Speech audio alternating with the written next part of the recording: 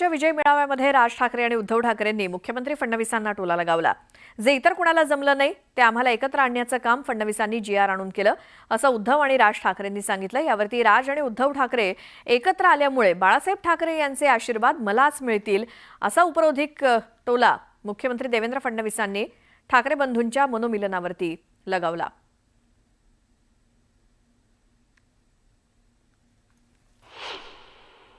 मी माझ्या मुलाखतीमध्ये एक म्हटलं होतं की त्याच्यातनं या सगळ्या गोष्टी खरं तर सुरू झाल्या आणि मी असं म्हटलं होतं की कोणत्याही वादापेक्षा आणि कुठच्याही भांडणापेक्षा महाराष्ट्र मोठा आहे।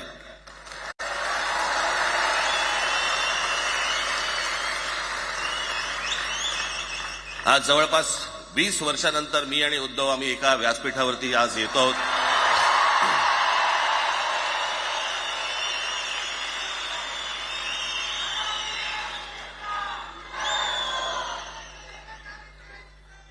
जे माननीय बाळासाहेबांना जमलं नाही, जे अनेकांना जमलं नाही, आम्हाला दोघांना एकत्र आणायचं ते देवेंद्र फडणवीसला जमलं। एक गोष्ट नक्की की आमच्या दोघांमध्ये जो काही अंतरपाठ होता तो आनाजी पंतांनी दूर केला।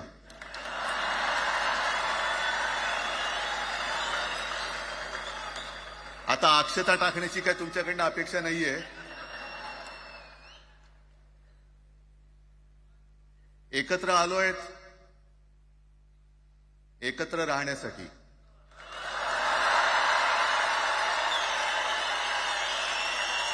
पहिल्यांदा तर मी राज ठाकरेंचे आभार मानतो की त्यांनी या ठिकाणी दोन बंधू एकत्रित येण्याचं श्रेय मला दिलं।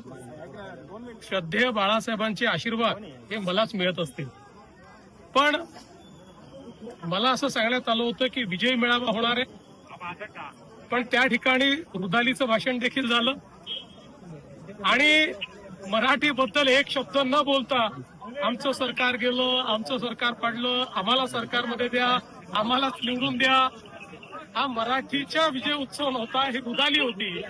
त्या रुदालीचं दर्शन ते त्या ठिकाणी आपण घेतलेलं आहे। तर राज ठाकरे आणि मुख्यमंत्री देवेंद्र फडणवीस यांच्यामध्ये देखील जुगलबंदी बघायला मिळाली।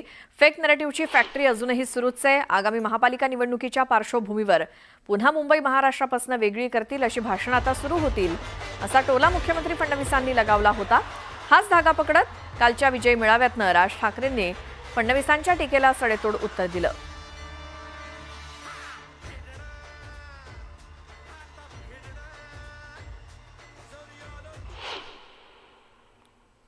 अरे हिंदी भाषा आहे, 200 वर्षापूर्वीची भाषा आहे, महाराजांच्या काळात पण नव्हती।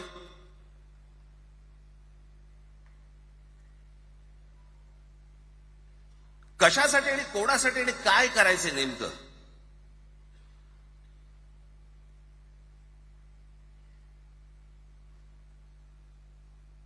यांनी फक्त चाचपडून पाहिलं, चाचपडून। मुंबई स्वतंत्र करता येते का याच्यासाठी अगोदर जरा थोडंसं भाषेला डिवचून बघू। महाराष्ट्र शांत राहिला तर पुढे ते पाऊल टाकू।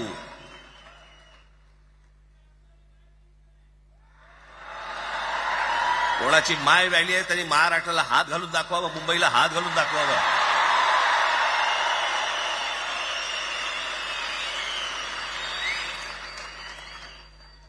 काय मजाक वाटला काय? आम्ही शांत आहोत याचा अर्थ आहोत। आता महानगरपालिकेच्या निवडणुका जवळ आल्या आहेत, पुन्हा एकदा भाषण सुरू होतील। महाराष्ट्रापासून मुंबईला तोडण्याचा कट सुरू झालेला आहे, अशा प्रकारची भाषणं आता पुन्हा ऐकायला मिळतील। मी त्यांना सांगू इच्छितो, तुमच्या मध्येही ताकद नाही आणि कोणाच्या बापातही ताकद नाही की मुंबईला महाराष्ट्रापासून वेगळं करतील। तर या विजय मेळाव्यामध्ये उद्धव ठाकरेंनी एकनाथ शिंदेंवरती जोरदार टीका केली होती। या टीकेला उपमुख्यमंत्री शिंदेंनी सुद्धा प्रत्युत्तर दिलंय। स्वार्थाचा झेंडा आणि सत्तेचा अजेंडा अशी टीका शिंदेंनी यावर केली। एकाची मराठीसाठी तळमळ, दुसऱ्याची सत्तेसाठी मळमळ असं म्हणत शिंदेंनी उद्धव ठाकरेंना डिवचलं। यावेळी शिंदेंनी उद्धव ठाकरेंवर टीका केली आणि राज ठाकरेंचं मात्र कौतुक केलं।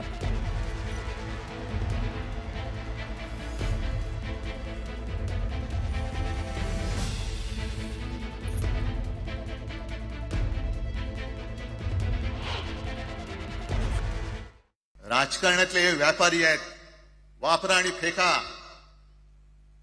तो एक गद्दार काल एक बोललाय, जय गुजरात.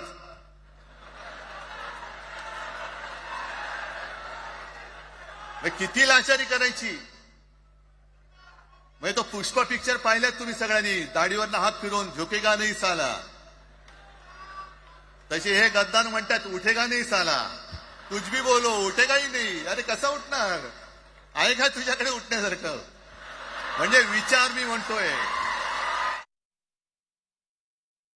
आम्ही उठाव केला, आम्ही उठलो त्यावेळेस अन्यायाच्या विरुद्ध. तेव्हा ते आडवे झाले, तेव्हापासून अजून सावरलेच नाहीत, आडवेच आहेत.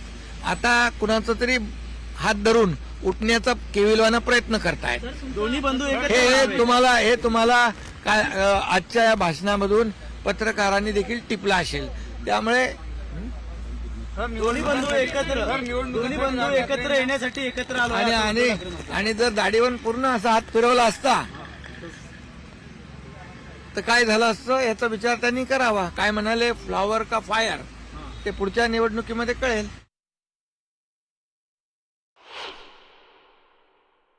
भाषेवरनं जेव्हा एखादा विषय निघतो तेव्हा तो केवळ वरवरचा धरून चालणार नाही. मधल्या काळामध्ये अगदी दोघांनी, म्हणजे मी काय, राजनेक आणि आपण सगळ्यांनी या नतद्रष्टांचा अनुभव घेतलेला आहे. वापरायचं आणि फेकून द्यायचं. आता आम्ही दोघं मिळून तुम्हाला फेकून देणार आहोत. आजपर्यंत वापर करून घेतलात. अरे डोक्यावरती जर का शिवसेना प्रमुख नसते तर तुम्हाला ओळखत कोण होतं या महाराष्ट्रामध्ये? कोणत्या भाषेत बोलत होतात? लोकशाहीमध्ये कुणालाही कुणाच्या बरोबर पण युती आघाडी करण्याचा अधिकार आहे. त्यामुळे निवडणुका जशा जशा जवळ येतील तशा तशा अनेक घटना आपल्याला दिसतील. त्यामुळे माझ्या सगळ्यांना शुभेच्छा मी काल दिलेल्या आहेत.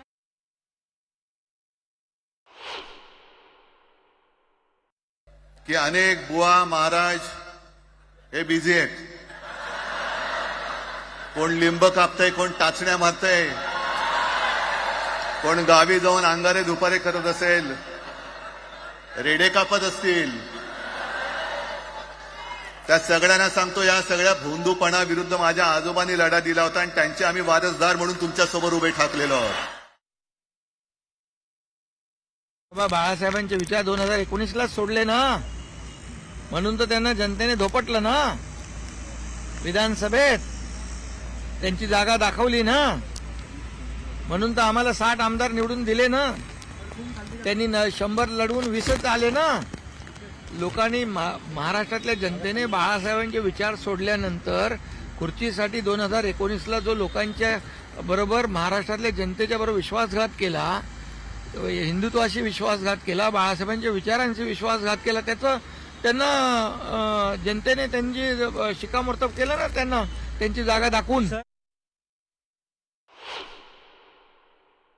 त्यांचं आता नवीन एक टुमणं काढलं, 1 नेशन 1 इलेक्शन. म्हणजे हळुवारपणाने हे सगळं काही एक एक एक करत हिंदी, हिंदू, हिंदुस्तान, हिंदू आणि हिंदुस्तान मान्य आहे, पण हिंदीची सक्ती आम्हाला मान्य नाही. तुम्ही कितीही कमिट्या करा, हिंदीची सक्ती तुमचे 7 पिढ्या उतरल्या तरी आम्ही लावू देत नाही. मराठीसाठी आम्ही काय केलं, मराठीसाठी आणि त्यांनी काय केलं, मराठी माणूस मुंबईच्या बाहेर फेकला का गेला, मराठी टक्का कमी कमी का होत गेला, इकडे वसई विरार नाला सोपारा, इकडे बदलापूर अंबरनाथ वांगणीपर्यंत का गेला, याचं उत्तर त्यांनी दिलं पाहिजे.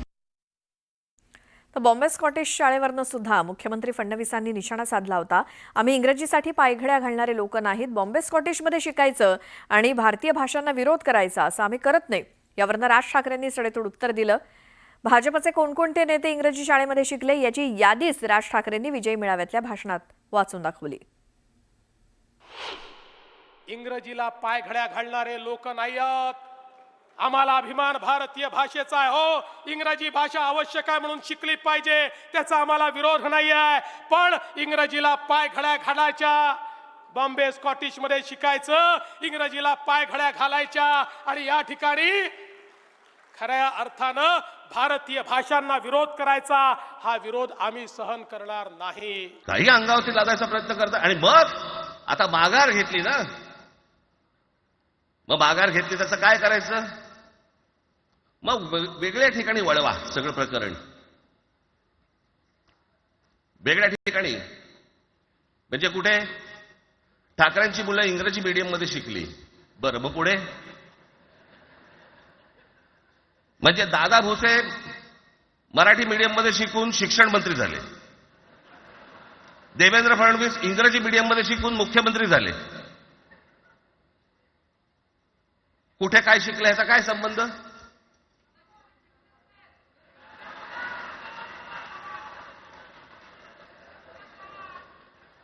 अहो, कोणाकोणाची मुलं इथे परदेशामध्ये शिकतायत, याद्या आहेत आमच्याकडे. त्याचं काय करणार आहात तुम्ही? आणि त्याच्यातल्या त्याच्यात मंत्रिमंडळातल्या एक एक मंत्र्याचं हिंदी आहे का? फेफरं येईल, फेफरं. माननीय बाळासाहेब ठाकरे आणि माझे वडील श्रीकांत ठाकरे हे इंग्रजी मीडियम मध्ये शिकलेले आहेत.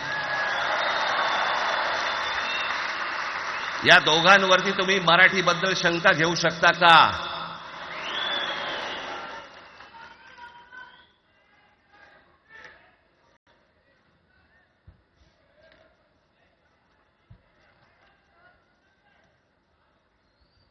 Lalkrishna Advani saint Patrick high school Christian missionary स्कूलमध्ये शिकले. हिंदुत्वावर शंका घेऊ का त्यांच्या? कॉन्व्हेंट स्कूलमध्ये शिकलेले आहेत अडवाणी.